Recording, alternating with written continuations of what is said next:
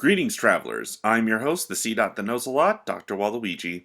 Well, it's Halloween again, and this time I thought we would take a look at one of my favorite series of games that hasn't got a lot of attention over the other popular horror franchises. Probably because the people who own the series haven't released any of the games since 2005, and that the most recent game is only being released digitally.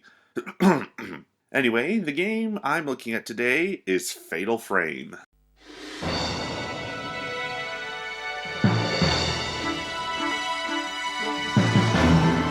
The game was produced by Tecmo, who are known for creating the Ninja Gaiden and the Dead or Alive series. Fatal Frame was the company's first attempt to make a survival horror game. The first game was developed by Makoto Shibata and Keisuke Kikuchi. Their goal was to make one of the scariest games possible. The first game became so successful that it spawned 4 sequels and a spin-off for the Nintendo DS. Much of the game was based on urban legends from Japan. Sadly, only a few of these games have been released outside of Japan, which is one of the main reasons why the game is so unknown. But at least we still have the original trilogy and the new game being released to look forward to, which is honestly a much better treatment than some other series have gotten.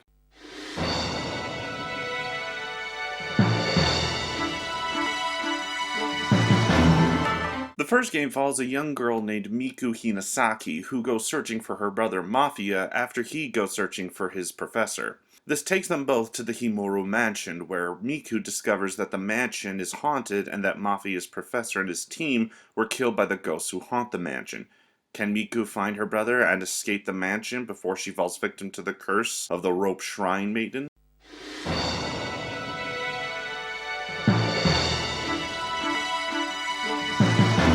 The game's presentation is what stands out from other horror games that came out at the time.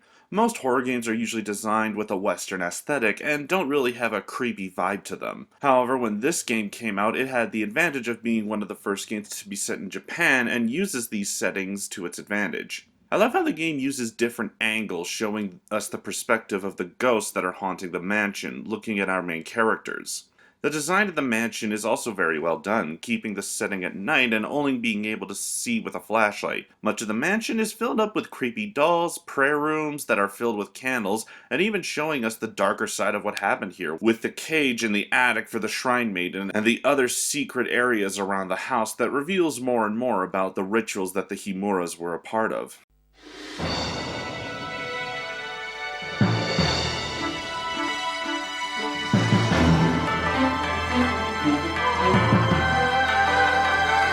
The game does follow much of the same layouts as other horror games at the time, such as the similar tank controls used to move your character around. The rest of the game, you acquire an unusual object called the Camera Obscura, which, when loaded with film, will allow you to fight off the ghosts inside of the mansion, and can also get you points if you find other ghosts that roam around the mansion. The points that you gain from defeating or being able to take pictures of the roaming ghosts will help you increase your camera's power. You can also find special upgrades that will cause different effects to the ghosts and will help you to make it easier to defeat them. While most of these do help you, there are several problems in the controls, such as how the areas where you can save won't work until all of the ghosts are beat, and that can be difficult depending on the ghost.